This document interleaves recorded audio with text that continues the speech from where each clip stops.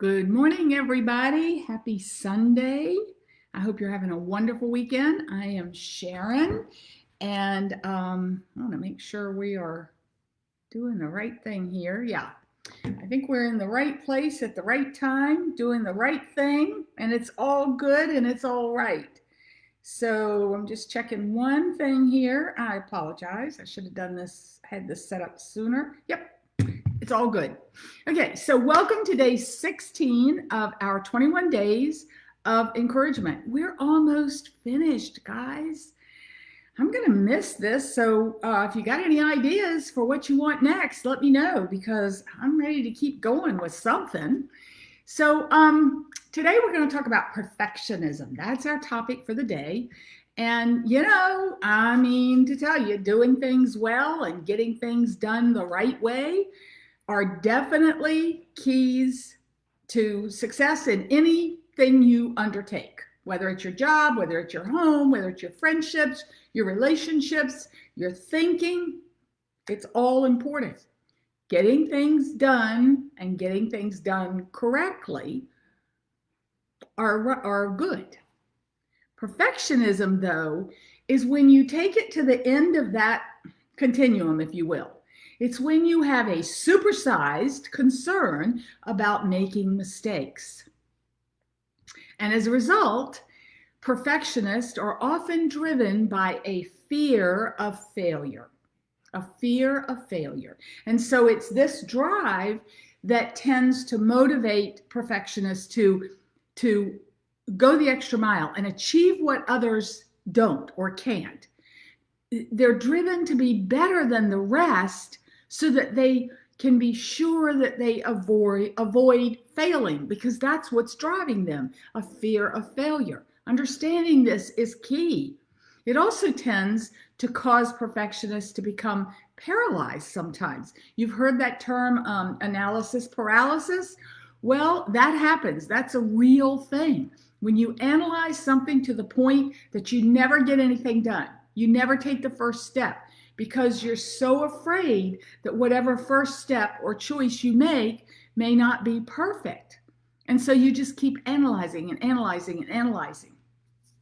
Have you ever taken any of those personality assessments where it's related to colors or gemstones, and you discover what color or gemstone predominantly your personality is? So there are several of them. The ones that I'm familiar with, the results are red, yellow, blue, green, or pearls, rubies, sapphires, and emeralds. So reds are fiercely competitive. They like to win. They like contests. They like challenges. Yellows are the bleeding hearts. They love people. They want to help people. They're service oriented. Blues are the fun lovers, the party people. Just let's go have a good time. And greens are the detail-oriented people, the data analysis people. For the other assessment that I'm familiar with, the pearls are like the yellows. They love people. They love to serve. Rubies are like the reds. They like to win. They love challenges. They want to be first out of the gate with everything. Sapphires are like the blues. They just want to have fun and they want everybody to have a good time. And emeralds are like the greens. They like to analyze everything. They are data people. They're driven by statistics and data and facts and figures. So if you'd like more about these personality assessments, I love doing these things. I love figuring them out. They're helpful, just like if you've ever taken the Myers-Briggs personality assessment. We never want to stereotype anybody by their color or their type or their whatever, any letters, colors, words. But they are helpful for understanding how different people see the world and how they approach things. So, if you're a green personality and you're trying to analyze some data and you're working with a blue personality who just wants to, let's just go have fun, just pick one and let's go have fun, understanding the different approaches that people have, there's no right or wrong, helps us to build more meaningful relationships. So that's why I love to teach it. So and talk about it. So if you want more, I tell you what, just put in the comments of this video colors and I'll know you want more, and maybe we'll put something together. How's that? Deal? All right. So when we talked about the different colors of the different gemstones, which assessment category, yellow, green, red, blue, or pearls, sapphires, rubies, and emeralds, which ones do you think would be the most prone to perfectionism? Again, this is no right or wrong, hard, fast rule, but which of the colors or the gemstones would be more prone to being perfectionist? Well, it's most likely the greens and the emeralds, because they are, I'm telling you, they're absolutely wonderful when you have something that needs to be analyzed, when you have something that needs to be thought through thoroughly. That's hard to say. You want to have a green with you. You want to pull out your green characteristics, because they will see things that most of the other people don't see. And those things will be important, and they will pull out nuggets of data that you need to make good, solid decisions. Sometimes, though, we have to remind ourselves and our greens, the green side of our personalities, to ditch the tendency to be perfect. And so that's what we're talking about today. Why am I telling you all of this? Because here's something you may not have thought about. Just know that we all have a little bit of each of those personality colors or types in us, or the ability to strengthen or enlarge those types. If we think we're too blue, we focus too much on the blue, and we want to become a little bit more green, we have the power to do that. That's the best part of all this. So what does it take to do that? It takes awareness. You need to know what the differences are. You need to know what you are. Awareness. It takes something called neuroplasticity. That's kind of a interesting word. Our brain can do amazing things. There is so much pliability in the brain. And so we can talk about neuroplasticity some other time, but it takes upgrading our thoughts, changing our thoughts. Awareness, changing our thoughts. It takes a heart's desire. We want to change. Have you ever said, okay, I'm gonna lose 10 pounds. I'm gonna go on a diet as soon as I finish this cheeseburger. Or tomorrow I'm gonna start my diet. Is there a true commitment and heart's desire, or am I saying what I know I should be saying, but my heart is not in it? So it takes awareness, it takes thought patterns, it takes heart's desire, intention, and it takes discipline to create those new thought patterns. And it takes humility. Humility, you say? Why humility? Well, if you've ever read or listened to any of Danny Johnson's teachings, Danny is a very successful motivational speaker. I guess that's probably cutting her short in the title, but she's pretty amazing. And if you've ever listened to her talk about fear, she says that fear is nothing more than our ego out of control. When I first heard her say that, I was in her audience, and I thought, now wait a minute. Now listen. She says that ego stands for edging God out. E-G-O, edging God out. Fear is fear about something out of our control. We can't stop something bad from happening. We don't know. We don't have the facts. We don't know whether if we go to the grocery store, we're going to get sick. If I get on that plane, I don't know whether I'm going to be able to get off of it because I'm fearful. I'm edging God out. My ego is saying, I don't have enough control over that situation because I want it to turn out perfectly the way I think it should.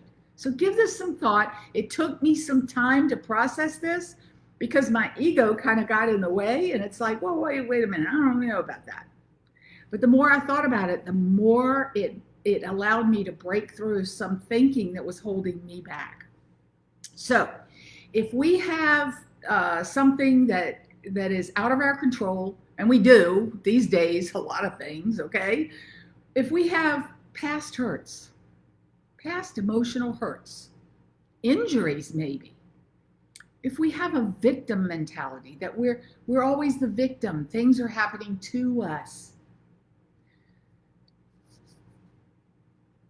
that can cause us to think in a way that shies away from whatever that thing is that we're fearful about. And by shying away from it, by refusing to participate in it, by refusing to get on that plane, I am gaining a measure of control over something. And what is that? Isn't that ego?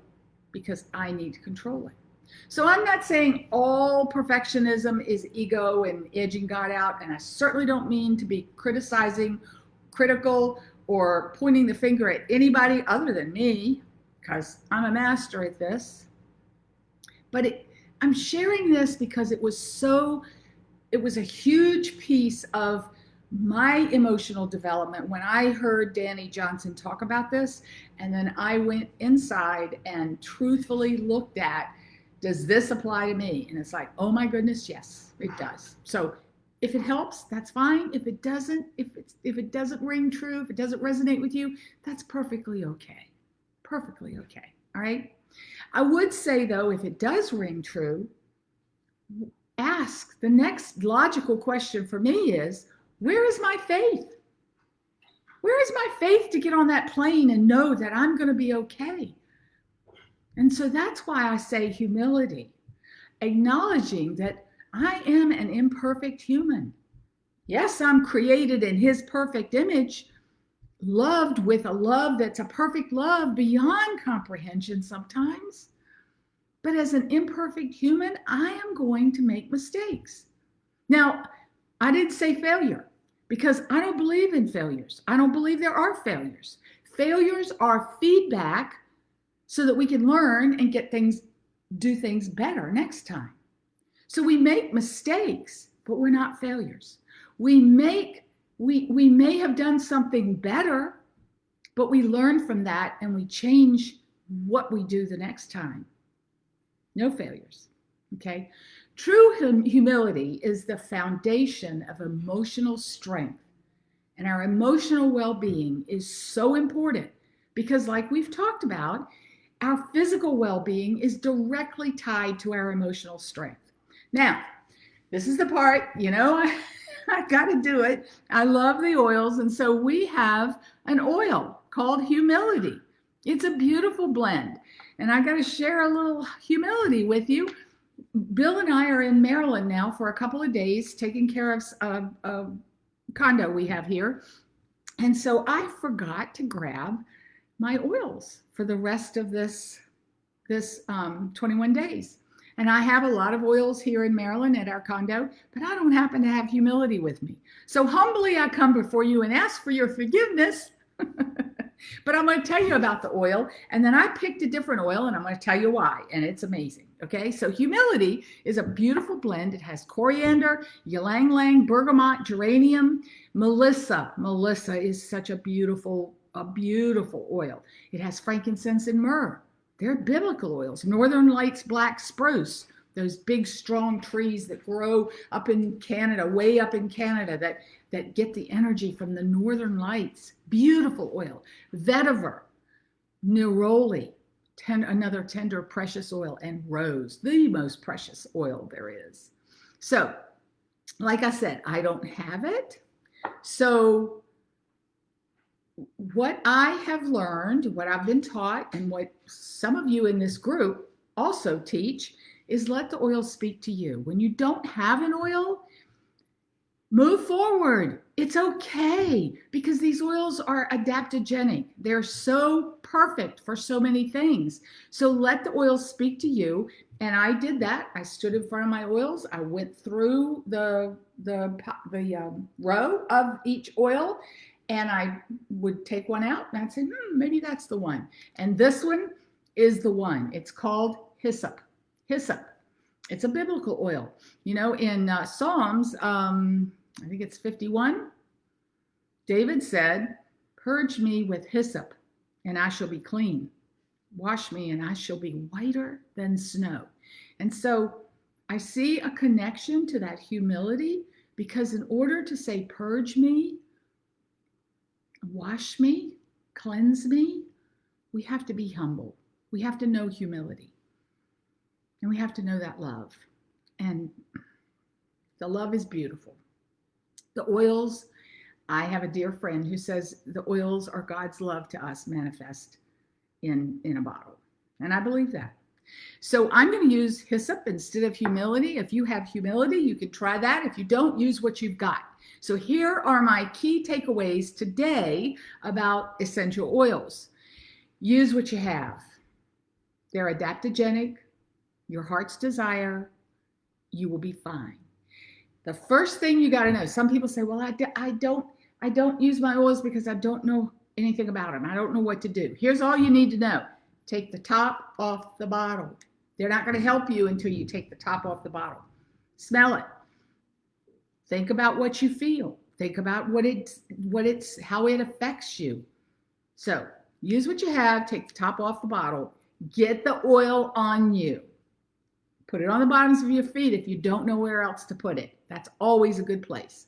There is a song that says something like, always be humble and kind. I really, really like that song. So I'll leave you with that thought. Go check, Google that song, play it, go to YouTube. I'm sure it's on YouTube. Play it. Always be humble and kind, because a little bit of humility just helps us in so many ways. I humbly come before you with gratitude for hanging in there for, 16 days now. Tomorrow, we're going to talk about, forgiving yourself, forgiving ourselves. A big one, a good one. They're all good. Have a great day, everybody. Thank you so much. If you want to learn more about the personality types, the colors, just type colors in the comments. If there's anything else you want to learn, let me know. We'll put it together, we'll do it, and we'll have a great time. It doesn't have to be about oils, anything else you want to know, okay? Have a great day. See you tomorrow.